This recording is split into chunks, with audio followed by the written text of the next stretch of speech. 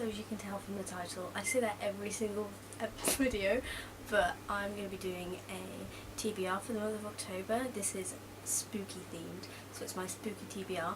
I'm currently doing a reading vlog for the spooky books that I've got on my TBR. I wanted to make this month themed because I absolutely love Halloween. I love Halloween so much, and yeah, I wanted to do a video dedicated to it. So I've chosen especially Halloweeny themed books or spooky kind of books to fit the theme. You know what, I've rambled on for far too long. I'm just going to get into the video. The first book I've chosen for my spooky TBR is a classic, and I know a lot of people have read this, but I haven't, weirdly enough, despite how much I love Halloween, and that is Dracula by Bram Stoker. This one is pretty much self-explanatory. I mean, I guess it's about Dracula. I actually bought this about 2 years ago, and since then I have never read it, which is really weird to me that I've never read this. I actually went on like a little book haul kind of shopping spree, and I bought like 15 books in one go, and this is on one of them because I thought I had to read this for my A-level English Lit, which I didn't even end up taking anyway, but this was on the list, so I got this. This is comprised basically of a bunch of diary entries and journal entries, which I think is just the most amazing thing. I love reading books like that where it's just diary entries. I think it's just such an easy flowing way to write a book. So I'm really excited to get into this because I have been told by many reliable sources that despite it being written in the 18th century, it's actually really well flowing. I don't tend to like many classics, only because I find the wordplay extremely laborious and kind of annoying, but I'm actually really excited to get into this because it's a classic, it's well loved, everyone knows it, and yeah, I think it's just a perfect book to put on this TBR. The next book I have on my TBR is The Graveyard Book by Neil Gaiman.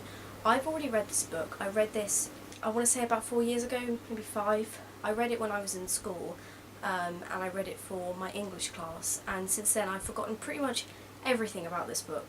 So I really want to reread this just because I'm feeling in the mood for a Neil Gaiman book. He's easy to read. This is kind of like a middle grade novel, and it's just really in the mood, you know. It's in a graveyard with dead people. What else can you get? I mean, this book is about a boy called Nobody Owens.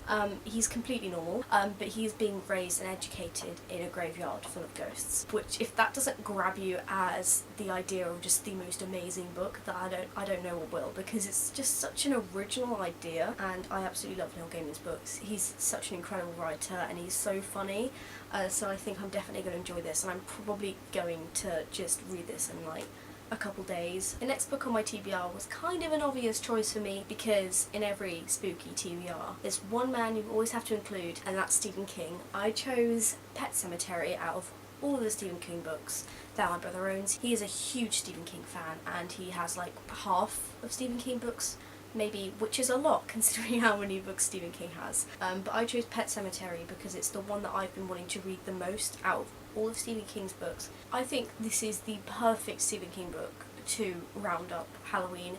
It's supposed to be one of the scariest Stephen King books that he's ever read. There really is no limit to Stephen King's imagination with horror.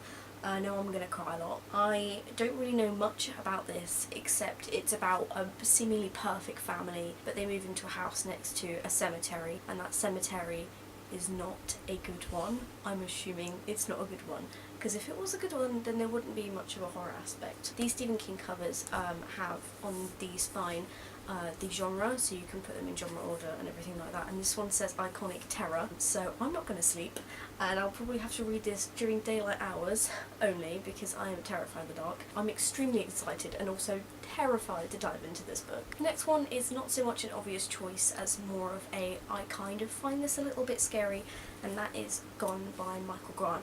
I read this years ago, and I've always wanted to reread the first one so I can do the entire series because my brother owns the entire set. This one is less of a scary book. It doesn't really fit into the Halloween theme, but it's more of a kind of terrifying concept. Like, if this happened, I would have no idea what to do. I'd be terrified. Basically, what happens is that everyone over 15 completely disappears off the face of the earth.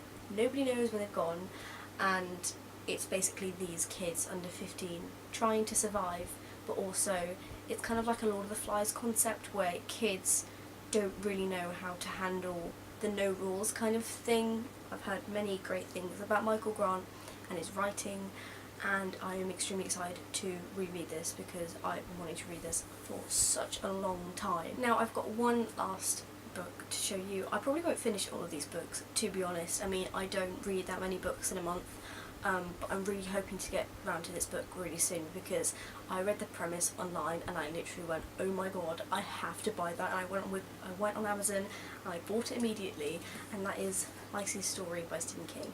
Correct me if I'm wrong, I said Lacey, I think that might be wrong, but I read this, the synopsis to this, a while ago. My brother, again, is a huge Stephen King fan, so we were literally looking at every book that he's ever published, what it's about, you know, if we'd be interested in either, and this one was just like jumped out of us. We were like, we have to read that. This one's basically about how an author's wife or husband, etc., is usually unknown to the entire world. The author can be best-selling author, known across the entire world, but nobody knows who their spouse is because nobody really cares. And when her husband dies, this woman basically has to go through this life alone, knowing how absolutely loved her husband was. And I'm pretty sure this was based on a thought that Stephen King had, because he got into an accident and he nearly died, and he was thinking about how his wife would have had to deal with the aftermath of him dying, and her being alone, and something to do with his office, cleaning out his office, and you know, the demons that he had in there that he didn't tell anyone about, and she would have to face that alone. I'm pretty sure that's what this book is about. Again, doesn't fit the Halloween theme that much, but it's Stephen King, so it kind of counts, and also the whole prospect of facing life alone after your spouse dies, especially one that was beloved and nobody knows about you, it's kind of terrifying, honestly. I mean, all the things that Stephen King thinks about is kind of terrifying. But Stephen King is such an incredible writer. I absolutely love Stephen King. He's amazing, and everything he writes just absolutely amazes me. I really, really, really want to read this. It's a bit big, so I don't know when I'll get around to it. This will probably be at the back of my TBR and will be the last one I go to, unfortunately. I actually bought this on Amazon for about £3 from World of Books, and it's originally £18, so guys, buy from World of Books. They are such an amazing website. I'll leave them linked down below. As you can see, I've got a bit of a buy mark here. Not from World of Books, that was from my dog. Don't leave your books on the floor, guys, your dog will get to them. So yeah, that's it for my October TBR. I hope you enjoyed, and I hope you think that these are spooky enough. I know some of them don't really fit the whole Halloween theme, but I don't really have that many Halloween books. I don't have enough money to buy books just for Halloween, so that's it. Yeah, I really hope you guys enjoyed. Please like and subscribe if you did, and I will see you next time for another video. Bye. We are running so fast, we never